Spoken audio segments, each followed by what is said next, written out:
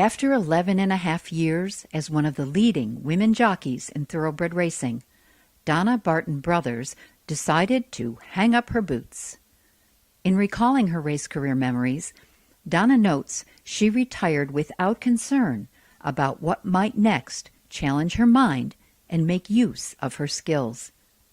However, it didn't take long for this talented horsewoman to become immersed in a new career, blending her outgoing personality with her equine expertise, all the while continuing to maintain the attention to detail that has become Donna Barton Brothers' trademark. It's the details that win races, and those details are noticing, that horse, the guy who's on the lead, has no horse, so I'm not going to chase him yet because he's already stopping. I can tell from the way he's looked back twice already that he's got no horse left. So I'm not worried about him. Now let me see who's coming behind me. And don't open up the inside. Or I'm going to open up the inside because I know he's stopping and he's going to run right up his butt. And I'm going to make sure he does. So those kinds of things. That's when you start to, once you have full awareness of everything going on around you, then you can start to strategize and ride the race tactically. Do you miss it? I don't miss it at all. Quite honestly, I loved riding races, and one of the most exciting things in the world for me to even think about is some of the good horses I rode. And when you turn for home on a good horse, or even when you're halfway up the backside and I have so much more horse than everybody around me, that is such a good feeling. But those mounts, those races, those horses are far and few between. And what happens in between all that is a lot of hard work. It's a dangerous occupation. You ride a lot of bad horses to get those good horses. So the horses that you ride that give you that, oh my God, I feel like I'm the king of the world feeling, they don't come along very often, but they are the most exciting thing in the world to be a part of. Did you have a favorite of all time that you rode? I had quite a few favorites. If you look back, the horses that you probably end up having the most appreciation for are the ones that you won big races on or made a lot of money with, that were 100% into it. So there are some horses that I won big races on, but they weren't great communicators. So a lot of it was their way or the highway, But the horses that you end up having a real affection for are the ones who have an open line of communication with you and perform at a high level. And so those are the ones who end up with a real special place in your heart. I was riding in Chicago, and my agent's name was Stoney, and we were going to go to Florida for the winter, but a lot of our clients were going to Kentucky for the fall. So they were going to be at the Keeneland meet in October, November at the Churchill Downs fall meet, and then go to Florida. So we decided to follow our business to Kentucky. So he had me on 4 horses on opening day at the Keeneland meet. I'd never ridden there, and I was a little intimidated by coming to Kentucky because, to people in horse racing, it's sort of the Mecca, Yes. And so on opening day, I won 3 of the 4 races. So I was the leading rider because we'd only been one day into the meet, and I won more races than anybody else. And so the next morning, I said to my agent, Stoney, I need to know what barn Wayne Lucas is in, and we need to go by and talk to him. And he said, Donna, Wayne's not going to ride you. And I said, Stoney, I didn't ask you for your opinion. I asked you, I need to know what barn Wayne is, and we need to go by and meet him. And I said, no, I'm fine to go by myself if you don't want to go. He said, no, I'll go. And so when I walked up to Wayne's barn, he was standing there in a conversation right outside the barn with his assistant trainer at the time, who happened to be Todd Pletcher. And I waited off to the side respectfully, at 15 feet away, so I couldn't hear what they were saying, but at a distance close enough that he knew I was waiting for the conversation to end.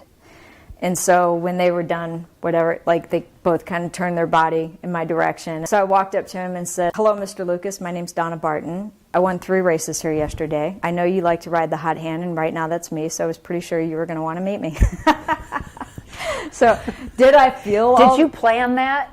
Yes. Okay. So did I feel all of that bravado? No. But I knew that Wayne Lucas had to be approached in that way to get his attention. I knew I couldn't just walk up and say, hello, Mr. Lucas, it's such a pleasure to meet you. You're such a great trainer, and I've always wanted to ride for you, and I'm here now, so if you need me. I knew I had to get his attention, and I knew I had to show confidence. And I clearly did have confidence in my ability as a jockey. I really did. But I didn't have the confidence that I expressed with that sort of false bravado of, I knew you would want to meet me. But it got his attention, and I rode, I think, just 2 horses for him that fall meet, and it was because Pat Day was out of town. They both ran 4th, and I remember him saying, "You're over-riding just a little bit," like, you know, like I was trying a little bit too hard. I read a quote that your mother said that despite all your protesting as a young person that you weren't going to ride, that she knew you were meant to be a jockey. Telling that story that so clearly indicates that there's something innately within you that has an ability that not a lot of people do, that you just said probably less than half the people who do the job have. Mm-hmm. Do you think your mother's right? You know what, I think, Christina, that what happened was that, you know, I grew up riding horses. I have no memory of the first time I got on a horse. I just always rode horses. It really came easily for me. And it didn't ever occur to me that it didn't come easily for everybody. So, you know, there would be a horse in the barn that, like, was a runoff and nobody could gallop. And here I am at 100 pounds or 98 pounds, and they would be like, well, let's try Donna on it. And I'd be like, oh, great. And I would get on the horse, and the horse would be fine. I mean, it wasn't just immediately fine. It's not like the horse went, oh, you're Donna, I'll be good.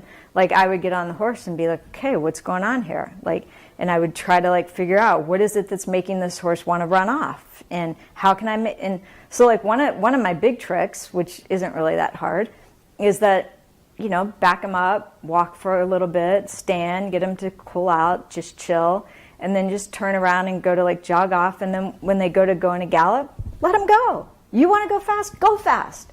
And if after a 16th of a mile they take off and they realize you're not fighting them, they go like, oh, well, that's not that much fun. And so then they just come back to a nice leisurely pace. And after you do that for 2 or 3 days in a row, they don't turn around and want to take off anymore because they realize there's no fight. So just something little like that, right? And so for me, that was instinctual. So how do you transition from the back of a horse with reins in your hands to the back of a horse with a microphone in your hand? Well, that was really easy for me, and they were all natural transitions. Nothing, you know, I think one of the reasons why I've never had any regrets and I've never been like, oh, I miss it so much, is because I'm so blessed and so grateful for the fact that I was able to exit on my terms. I rode races for 11 and a half years, and I loved it for 11 years, but the last 6 months began to feel like work for me. And so I decided to marry my longtime boyfriend, Frank Brothers, and live happily ever after. And I really didn't know what was in the cards for me next professionally, and I didn't care. Frankie and I were going to be happy, and we still are 18 years later. You know, life is still good, marriage is good. And I've been fortunate that I've had other things develop. And those things have all been very organic. And so we got married in 1998. He trained horses to 2009, and I galloped horses for him every morning. Was out at the barn. And at the same time, I started working for NBC Sports in 2000. You know, as I'd had some success as a jockey, I'd been interviewed quite a lot, so the camera wasn't intimidating for me. But one of the things I found out was that it was a whole lot easier to answer questions than it was to ask questions.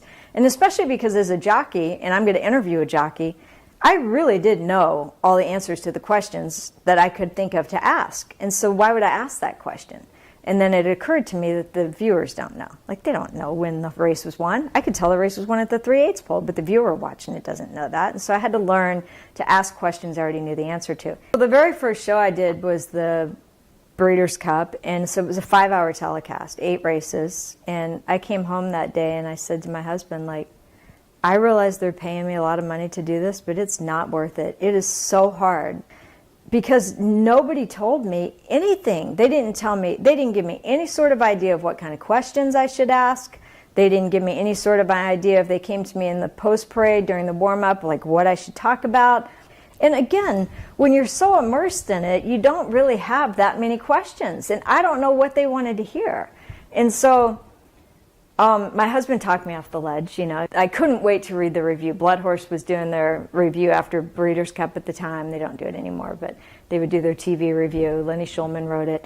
And I couldn't wait to read my positive reviews from Lenny Schulman. And he said in there, NBC is continuing to persist with these fluff interviews on horseback after the race, and I just don't understand what it adds to the show.